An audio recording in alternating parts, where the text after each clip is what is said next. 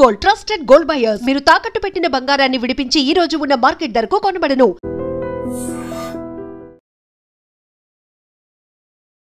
అదృష్టమో దురదృష్టమో తెలియదు కానీ ర్యాపిడో డ్రైవర్ ఈయన ఉదయపూర్కి సంబంధించిన ర్యాపిడో డ్రైవర్, సాధారణ ర్యాపిడో డ్రైవర్. అంటే ర్యాపిడో ఈ మనకు తెలుసు కదా యాప్.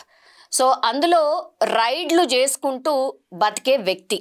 ఆ వ్యక్తి ఎంత రిచ్ అయిందంటే ఎప్పుడు 2024 నుంచి మొన్నటి వరకు కూడా 2025 వరకు, అంటే అక్టోబర్ 2025 వరకు, ఆగస్టు 2024 నుంచి అక్టోబర్ 2025 వరకు ఆయన ఖాతాల్లో ఎంత డబ్బు పడ్డదో తెలుసా? 331 కోట్ల రూపాయలు. అసలు ఎంత అమాయకుడో తెలియదు కానీ ఆ ర్యాపిడో డ్రైవర్కి కనీసం అంటే కనీసం కూడా తెలియదు. ఆయన అకౌంట్ని భయంకరంగా వాడేసుకున్నారని. పాపం తెలిస్తే ఎట్లుంటానో ఏమో తెలియదు కానీ తీరా చూస్తే ఈడీ ఎంటర్ అయింది.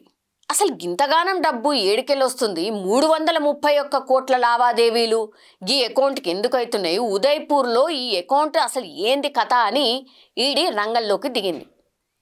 అది ఈడీ ఏ క్లూ లేకుండా, లేకపోతే ఏ అనుమానం లేకుండా జనరల్లీ అయితే ఈడీ రంగంలోకి దిగదు.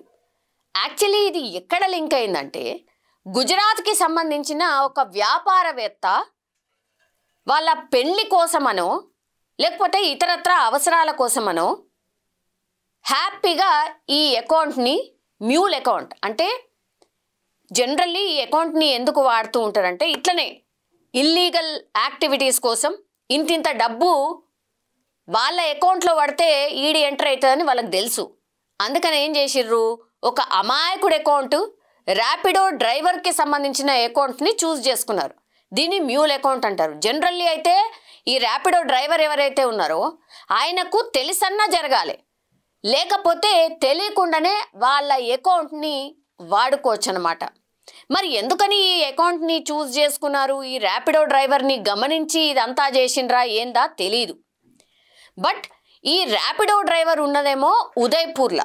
ఇక ఈడీ ఎంటర్ అయింది కాబట్టి ఈడీ ఆ ర్యాపిడో డ్రైవర్ ఇంటికి పోయింది. ఇంటికి పోయి చూస్తేనేమో సాధారణ ర్యాపిడో డ్రైవర్ పని చేసుకునే వాళ్ళది ఎట్లుంటుంది, వాళ్ళ ఇల్లు ఎట్లుంటుంది, ఒక్కసారిగా షాక్ అనమాట. ఈడీ పోయింది, ఆఫీసర్లు అందరూ పోయినరు, వాళ్ళు అసలు ఇంటోళ్ళందరూ పరేషాన్. అరే ఇదేంది, ఇదేం ఆఫీసర్, అసలు ఈడీ అంటే కూడా వాళ్ళకి తెలుసో తెలియదు. వాళ్ళ ఇల్లు చూసి షాక్ తిని ఆ మొత్తం ఆ ర్యాపిడో డ్రైవర్కి సంబంధించిన ఇన్ఫర్మేషన్ మొత్తం అంతా తీసుకున్నారు. నువ్వేంది, నీ కథ ఏంది, నువ్వు ఏం చేస్తావు, ఏంటిది అని.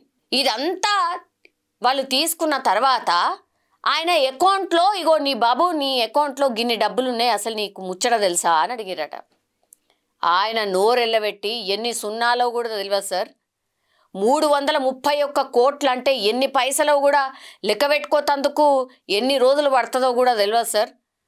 అసలు నాకు గనిగనం పైసలు ఉన్నాయని తెలిస్తే నేనెందుకు వాడుకోను, లేకపోతే నేనెందుకు ఇట్లుంటా సార్ అని పాపం అమాయకంగా చెప్పడం స్టార్ట్ చేసిండు.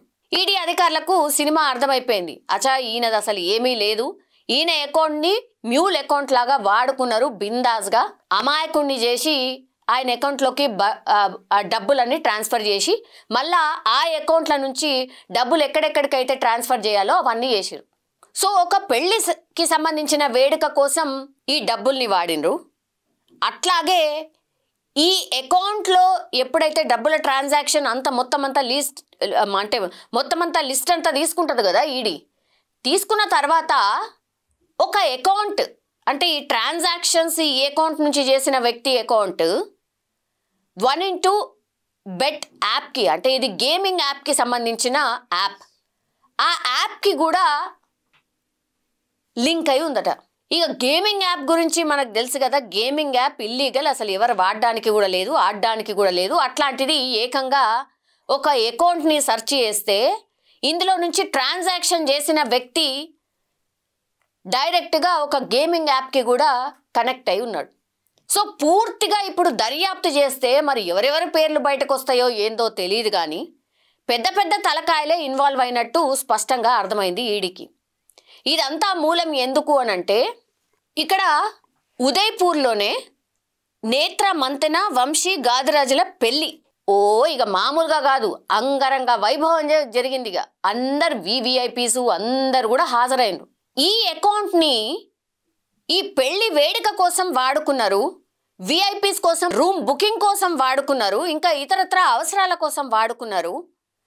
సో ఈ పెళ్లి వేడుక, ఈ క్యాబ్ డ్రైవర్, అట్లాగే ఈ బెట్టింగ్ యాప్కి సంబంధించిన ట్రాన్సాక్షన్, ఇవన్నిటినీ చూసుకున్నప్పుడు ఇక ఈడీకి అర్థమైపోయింది ఇందులో పెద్ద తలకాయలు ఎవరో ఉన్నారు, డెఫినెట్లీ వ్యాపారవేత్తలు ఎవరో ఉన్నారు.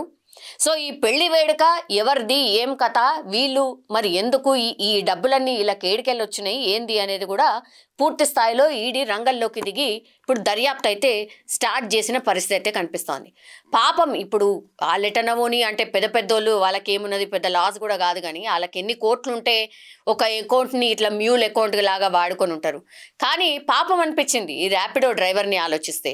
331 కోట్ల రూపాయలు అకౌంట్లో ఉండి కూడా ఆయనకు ఈ ముచ్చట తెలవకపోవడం మాత్రం నిజంగానే పాపం అనిపించింది. ఈడీ అధికారులు ఎంటర్ అయ్యి, బాబు నీ ఖాతాలో 331 కోట్ల రూపాయలు ఉన్నాయి బాబు అని అంటే అసలు ఆయనకు ఇక నోట్లకెళ్ళి మాట కూడా రాలేదట. అవి ఎన్ని సున్నాలు ఉంటాయో తెలియదు, ఎంత ఉంటాయో తెలియదు. అయ్యో ఇది తెలిసి ఉంటే నేను ఎప్పుడో సెటిల్ అయిపోతుంటుంది కదా అని ఆయన మనసులో డెఫినెట్లీ అనుకొని ఉంటాడు. ఎవరైనా సరే ఇన్ జనరల్ పబ్లిక్, ఇప్పుడు మనమైనా అరే 331 కోట్ల రూపాయలు మన అకౌంట్లో పడ్డాయి అని అంటే అది మనకు తెలియకపాయే అని తర్వాత ఎవరో ఆఫీసర్ వచ్చి చెప్తే ఎట్లుంటుంది రియాక్షన్? నిజంగా పాపం ర్యాపిడో డ్రైవర్ మాత్రం పాపం అనుకోవాల్సిందే, ర్యాపిడో డ్రైవర్ని మాత్రం. సో ఈ ఇన్సిడెంట్ మీద మీ అభిప్రాయం ఏంటి? అంటే మీకేమనిపించింది? నిజంగానే మీ అకౌంట్లలో కూడా ఇట్లా తెలియకుండానే డబ్బులు వడి ఆ తర్వాత ఆఫీసర్లు ఎంటర్ అయ్యి మీ ఇంటికి వచ్చి బాబు నీ అకౌంట్లో ఇన్ని డబ్బులు ఉండే నీకు తెలుసా తెలియదా అన్నప్పుడు మీ రియాక్షన్ ఏముంటుండొచ్చు? కామెంట్ రూపంలో తెలియజేయాల్సిందిగా కోరుతున్నాం. నిజంగా ప్రస్తుతం ఉన్నటువంటి సమాజం దేనికి ప్రయారిటీ ఇస్తుంది? ఆర్థిక సంబంధాల చుట్టూ మాత్రమే తిరుగుతుంది. మళ్ళీ ఎన్నికలంగానే చాలా విరక్తి కలుగుతున్నాం. మంచి అనిపిస్తుంది కదా, లేడీస్ కూడా ఛాలెంజింగ్ జాబ్స్ చేసినప్పుడు చాలా బాగుంటది. ట్రాఫిక్ అసిస్టెంట్స్ గా నియమించిన ట్రాన్స్జెండర్స్ అందరితో సాల్యూట్ చేయించుకుంటున్నారు. ఫుడ్ డెలివరీ ఇవ్వటానికి వెళ్ళినటువంటి డెలివరీ బాయ్ అనిల్ పై కళ్ళ ముందు పెళ్ళండి